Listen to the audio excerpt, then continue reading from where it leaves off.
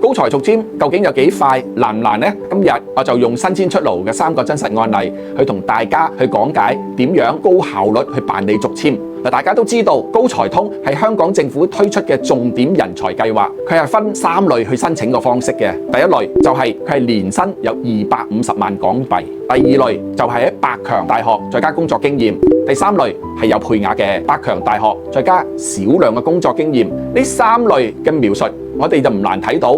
港府係關注申請人係咪可以用呢個高學歷同埋工作經驗咧，係為香港去創造貢獻。呢一個都係佢簽證嘅關鍵所在。等我哋嚟睇下呢個最新嘅案例。第一個案例就係 A 小姐喺2025年嘅6月4號提供咗所需要嘅文件俾我哋，我哋喺6月10號就幫佢提交，喺6月21號佢就批准咗啦。第二個案例就係 B 先生，佢喺2025年嘅7月7號就係提供咗所需要續簽嘅文件，咁喺7月14號我哋就幫佢提交咗啦，7月29號就批咗啦。第3個案例就係 C 小姐喺2025年佢嘅8月18號就提供續簽所需要嘅文件，咁喺8月21號咧，我哋幫佢提交咗申請啦，9月2號就批咗啦。以上呢3個案例咧，冇一個例外係從申請到獲批喺15日內嘅，最短就係需要11日啫。一方面我哋可以睇到入境處呢個高才續簽啊，佢嗰個審批嘅速度真係有所提高嘅。另一方面體驗到咧係以貢獻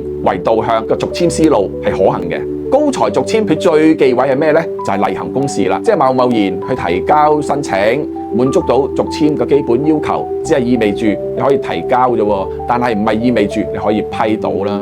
失業、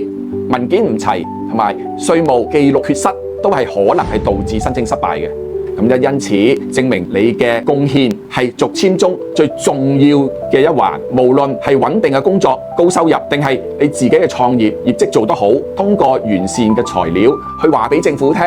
我哋係可以創造價值嘅人才，咁你嘅成功率自然就會大大提高咗啦。最後，如果你真係喺呢個高才續簽而感到煩惱，唔符合續簽嘅條件，唔知道點樣去證明貢獻，歡迎私信俾我哋，我哋會幫你度身訂造一套完善嘅方案。